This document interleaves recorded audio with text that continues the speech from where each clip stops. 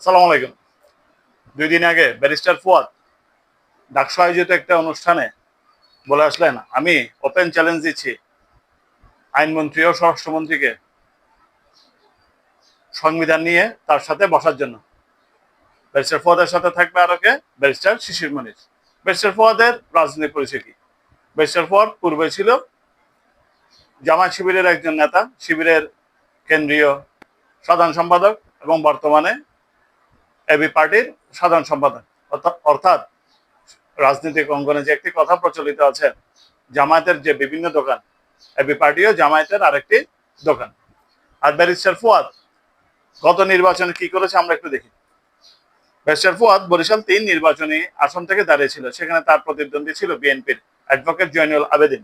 জয়নুল আবেদিনকে, যিনি সাবেক supreme court বারের সভাপতি, অ্যাডভোকেট জয়নুল আবেদিনের কাছে ব্যারিস্টার ফুয়াদ প্রায় ২০,০০০ ভোটের ব্যবধানে হারে। অ্যাডভোকেট জয়নুল আবেদিন পায় ৭৮,১৭৮ ভোট, ৩৮ ভোট, এবং ব্যারিস্টার ফুয়াদ পায় ৫৭,১৪৯ ভোট।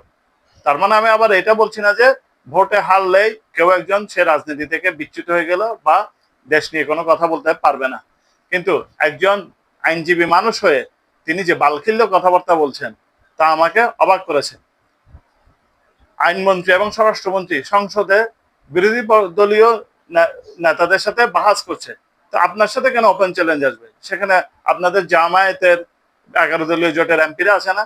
তারা সংবিধান নিয়ে আইনমন্ত্রী স্বরাষ্ট্রমন্ত্রীর সাথে বাহাস করুক। আর আপনার যদি বাহাস করার এতই দরকার হয়, তাহলে আপনি ডক্টর ব্যারিস্টার শাহদ্বীন মালিকের সাথে বসেন, আপনি ব্যারিস্টার আমিরুল ইসলামের সাথে বসেন, আপনি অ্যাটর্নি জেনারেল রুহুল কুদ্দুস কাজলের সাথে বসেন।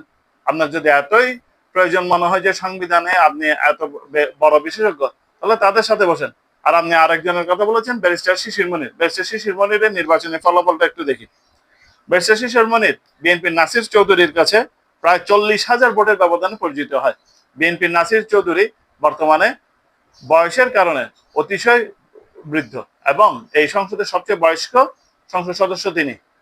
যে নাসির চৌধুরী সংসদ নির্বাচনে প্রায় তার সময় ভোটারদের কাছে যেতেও পারেননি প্রচারণার সময়, সে নাসির চৌধুরীর কাছে ব্যারিস্টার শিশির মনির পরাজিত হয়েছেন।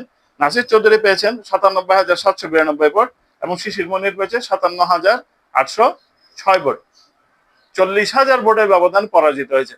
যে দুজন প্রার্থী সংসদ নির্বাচনে পরাজিত হয়েছে, তারপরও তারা বলছে জনগণ তাদেরকেই শুধু মানে, অথচ এই জনগণ কোনো জনগণই নয়। যেন শেষ কথা হচ্ছে, শুধুমাত্র ডায়াসে বসে বালখিল্য কথাবার্তা বললে হবে না।